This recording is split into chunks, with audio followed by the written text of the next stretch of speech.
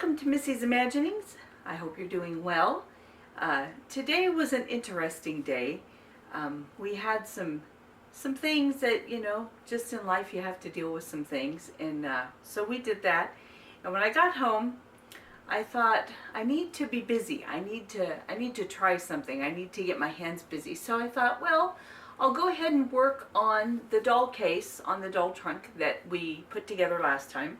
I'll go ahead and work on painting that, but I'm not a very patient painter, and it was just a weird day altogether anyway. And so, trigger warning: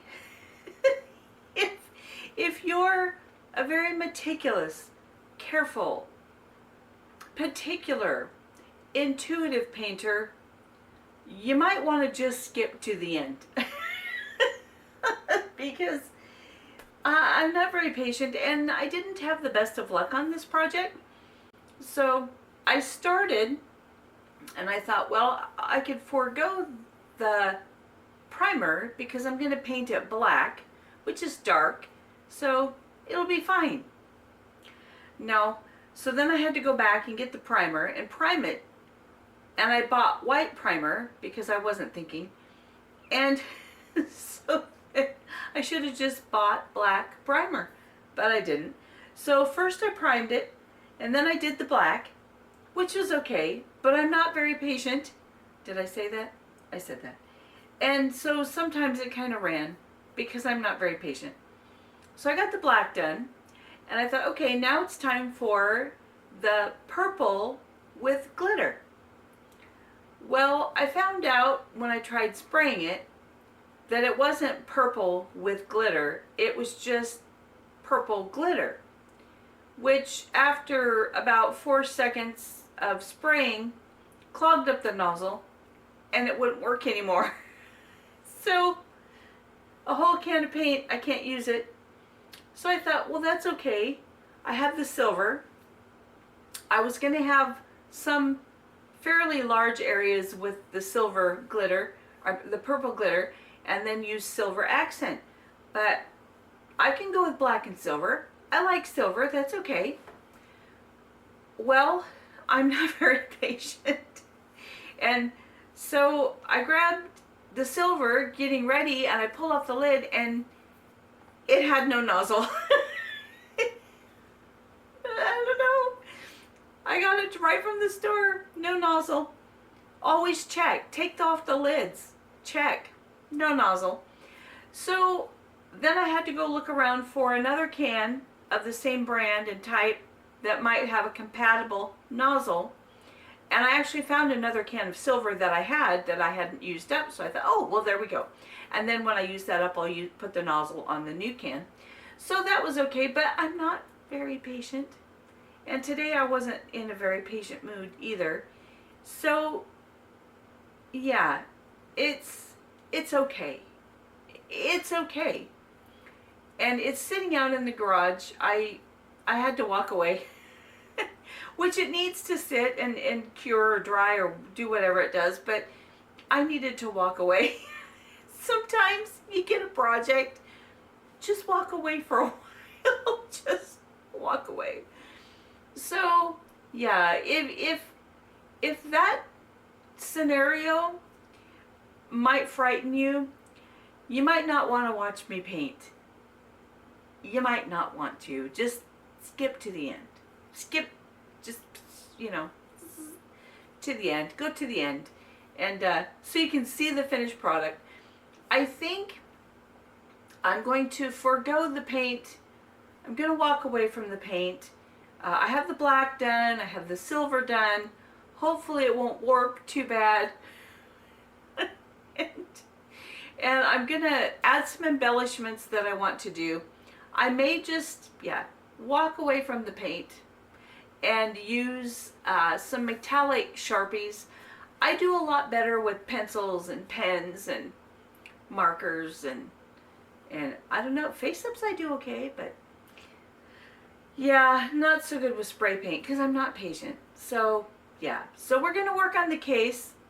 If you're afraid, which maybe you should be, just skip to the end and I'll see you there. So let's roll. Roll that beautiful box footage. Here we go.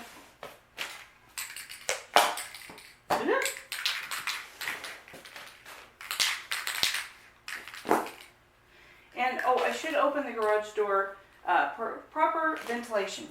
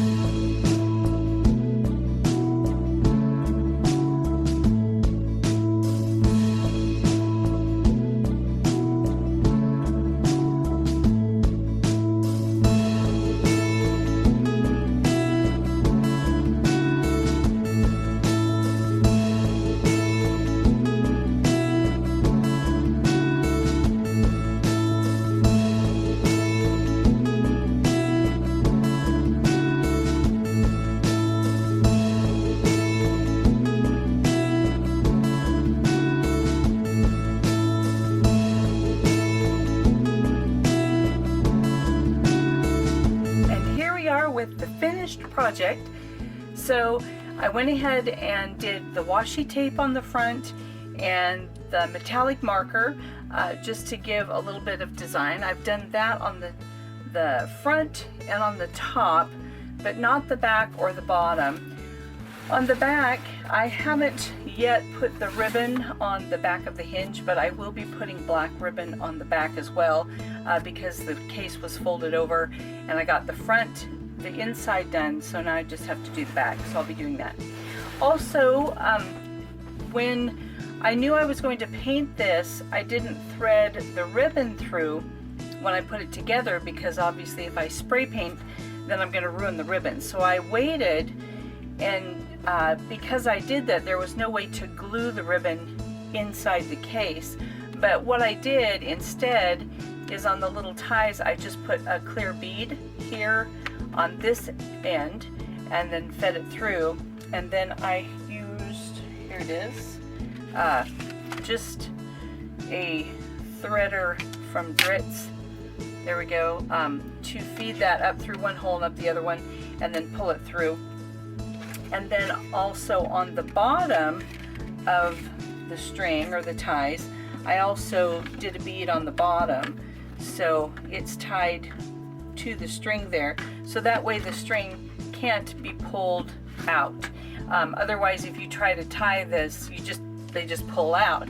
So with the beads, then it keeps the ties intact. I did use the plastic handle that came with the case, and so we'll go ahead and open it up. Here we go.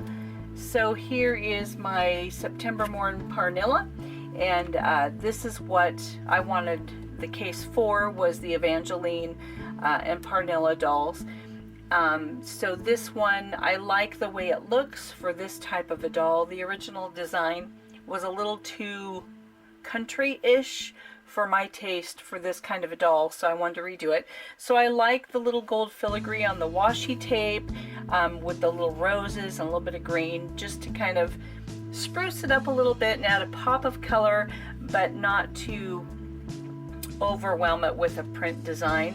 So the whole entire case on the outside is black, silver on the inside, and then of course I took the a wooden dowel and I covered it with with black contact paper, as well as made the little glue ends here to hold the rod. Originally the rod would only go from back to front, which would only give you this much rod to actually hang garments. Probably because if this is for more of an American Girl size doll, then it's a bigger width of a doll. The hangers are going to be wider, so they'd stick out, so you want them this way, you know, to lay the clothing in. But for this size of a doll, I wanted more room to hang things, and so that way I've got more room. If you're not looking at carrying any dolls, you can also do a rod on this side of the case as well. Then here's the drawer, it pulls out, and I also did the washi tape, as you saw, around the drawer.